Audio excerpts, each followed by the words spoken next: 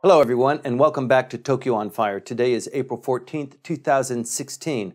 The Trans-Pacific Partnership, TPP, is currently under debate in the Diet right now. They have taken a couple of recesses. It's not moving very smoothly. In fact, it looks to me, Michael, like this one is on the skids. It looks really bad now, and in fact, a lot of the newspapers have been printing leaks from the parties saying this is not going to happen in this Diet session. And that, in looking at the calendar, that looks pretty certain. We've had boycotts by the opposition for various reasons that we can get into, but nevertheless, because of these boycotts, the calendar leading up to the final vote in the House of Councilors has been compressed to the point where it looks like it's not going to happen.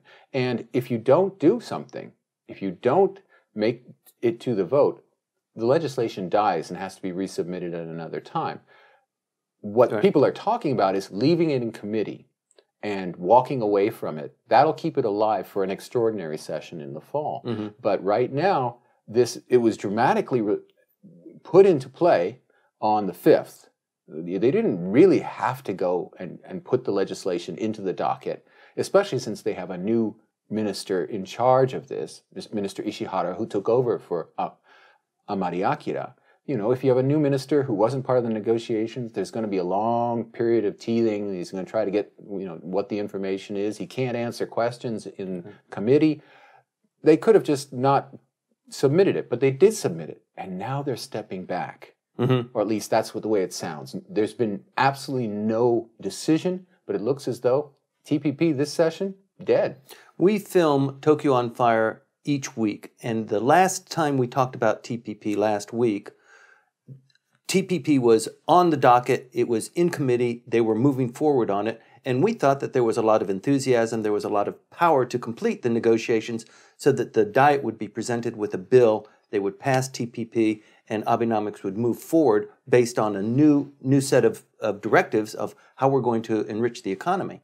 That changed over the last 4 days. Well, there was a huge bombshell in that somehow the Democratic Party got its hands on a galley copy of a book that is supposed to be published by the chair of the TPP committee and the former Minister of Agriculture, Nishikawa.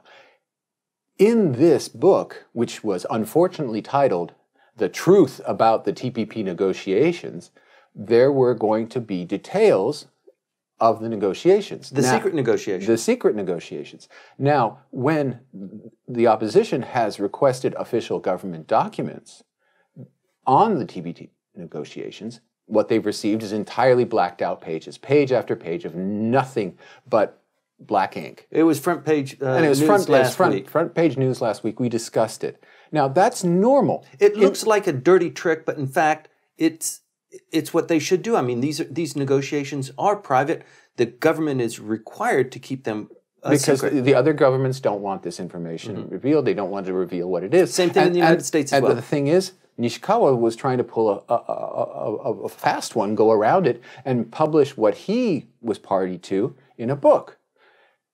Now, the DP got the book, did not reveal what the contents were, but just sort of waved it at the chair, and the entire atmosphere changed. I guess so. In this case, what was looking like something that was starting to get moving, starting like not a juggernaut maybe, but still like a Big Mac truck moving down the highway, suddenly came to a dead stop. Why would the committee chair write a book that would be published during the debate of TPP? I mean, you're not even supposed to be, I mean, maybe he had written it for publication after the TPP had passed. That might be an interesting read.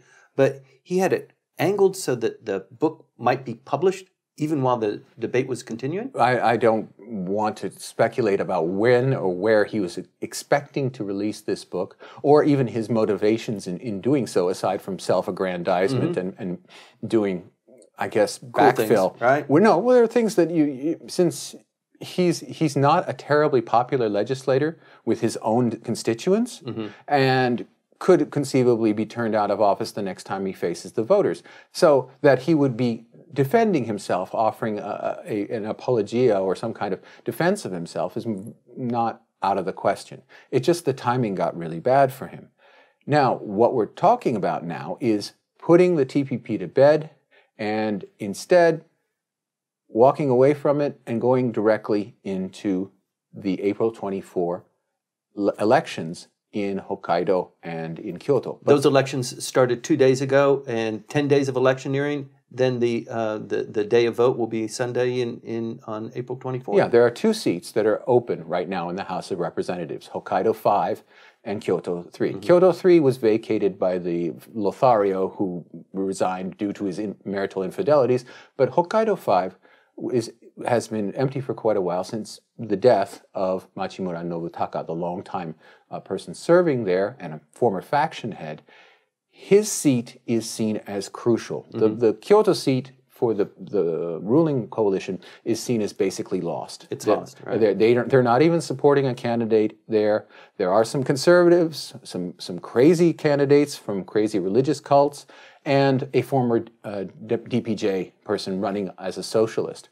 That seat is going to go some way, and it's not going to go the government's way. However, they really want to hold on to Hokkaido 5. Okay, Hokkaido 5 is important for a couple of strategic reasons leading up to the upper house election. And it also has to do with TPP. So we need to backtrack on it a little bit. The 2 persons who are running for it, and there are only 2, unlike Kyoto, where there's a multitude of and in Kyoto, right, in Kyoto, because the LDP isn't there, it opens this vacuum and everybody else is rushed in. Whereas up in the Hokkaido election, we have only 2, which means that the communists are supporting the opposition candidate. That's really crucial. Though there aren't that many communists in any district, nevertheless, their normal progressive votes, and they vote at a high rate, that's going to go to the progressive candidate. In this case, a candidate who is running, who is a single mother, so it has that angle to it, who has a small child. She works in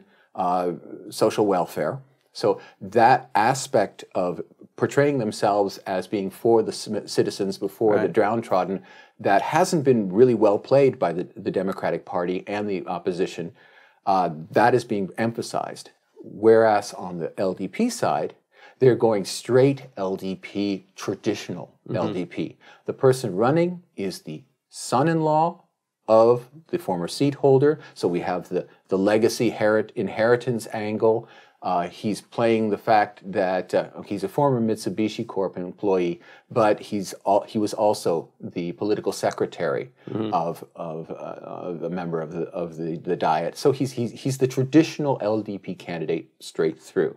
In addition, we have the question of Suzuki Muneo and his party Daichi, which is a local regional Hokkaido party. Mr. Abe has reached out to Suzuki Muneo, brought him into the Prime Minister's residence, entertained him, said, "We need your votes of your regional party."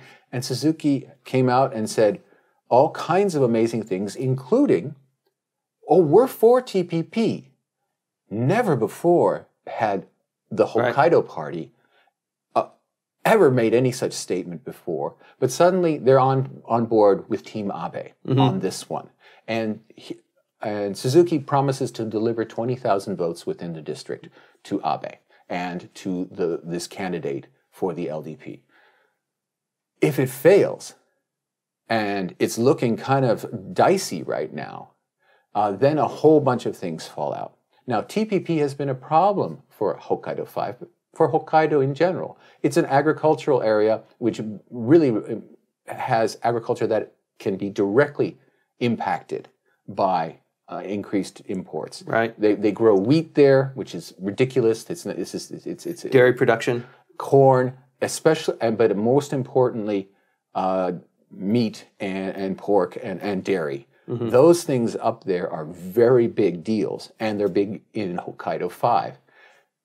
Suddenly, the LDP has lost its interest in TPP. You know, it's funny because you would look at the dynamics there and you would think that a seasoned LDP candidate, pretty seasoned, I mean, he hasn't run for election before, but the one in the classic mold of an LDP candidate, running against a single mother without much of a political heritage or background, she's going to get creamed. But in fact, the surveys have shown that there's a big push towards the social services that she represents and the representing the downtrodden, that it looks like it could actually be a bit of a fight there. Yeah, there's a momentum there based on all kinds of aspects having to do with the social welfare of Japan, whether it has to do with the pension system, whether it has to do with childcare, that has suddenly crept up on Abe, and they've been responding in an ad hoc manner, in all kinds of crazy ways that when you try to think it through, you say, no, that's not going to work. The latest idea, for example,